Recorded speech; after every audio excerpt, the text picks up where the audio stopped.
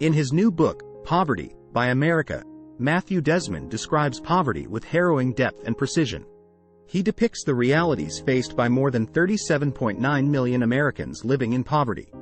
The palpable images he evokes are both relevant to 2023 issues and haunting of our country's racist sins through the ages. Throughout the text, Desmond exposes and condemns how we all exploit the poor in ways we often do not even realize. He suggests that we could solve this societal problem if we really wanted to, and he offers transformational ideas for how to do so. Desmond charges us all to become poverty abolitionists. This call to action is novel. It is revolutionary. And we should care about poverty, not only to develop more empathy for others, but because destitution leaves all of us empty in some way. In Chapter 1, Desmond outlines the kind of problem poverty is. Poverty is pain, physical pain. It is in the backaches of home health aides and certified nursing assistants, who bend their bodies to hoist the old and sick out of beds and off toilets. It is in the feet and knees of cashiers made to stand while taking our orders and ringing up our items. It is in the skin rashes and migraines of maids who clean our office buildings, homes, and hotel rooms with products containing ammonia and triclosan. Poverty is traumatic. And since society isn't investing in its treatment, poor people often have their own ways of coping with their pain. Poverty is the constant fear that it will get even worse.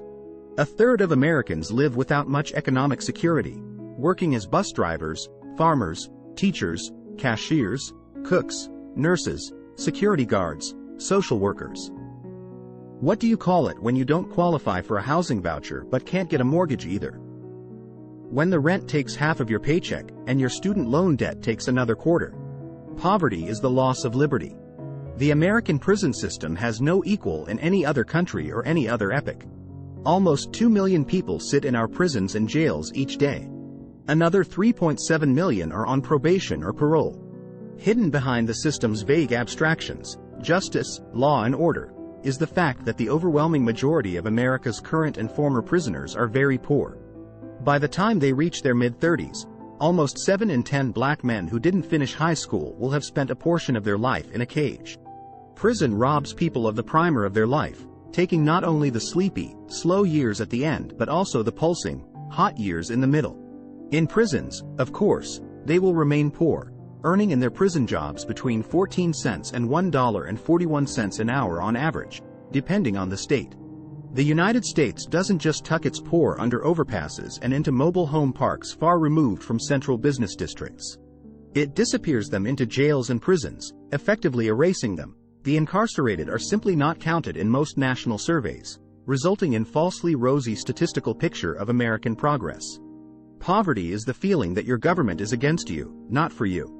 That your country was designed to serve other people and that you are fated to be managed and processed, roughed up and handcuffed. Poverty is embarrassing, shame-inducing. You feel it in the degradation rituals of the welfare office, where you are made to wait half a day for a 10-minute appointment with a caseworker who seems annoyed you showed up. You feel it when you go home to an apartment with cracked windows and cupboards full of cockroaches, an infestation the landlord blames on you. Poverty is diminished life and personhood. It changes how you think and prevents you from realizing your full potential.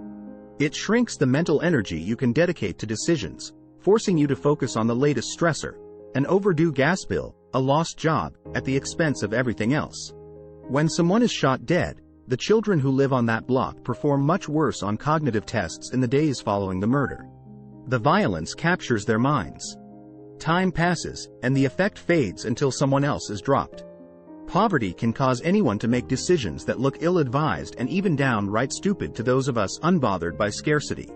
Still, poverty is no equalizer. It can be intensified by racial disadvantages or eased by racial privileges. Black poverty, Hispanic poverty, Native American poverty, Asian American poverty, and white poverty are all different.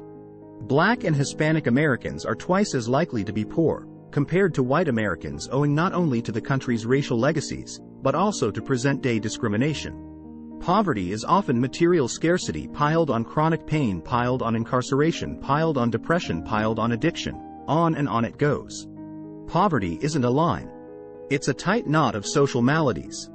It is connected to every social problem we care about: crime, health, education, housing, and its persistence in American life means that millions of families are denied safety and security and dignity in one of the richest nations in the history of the world.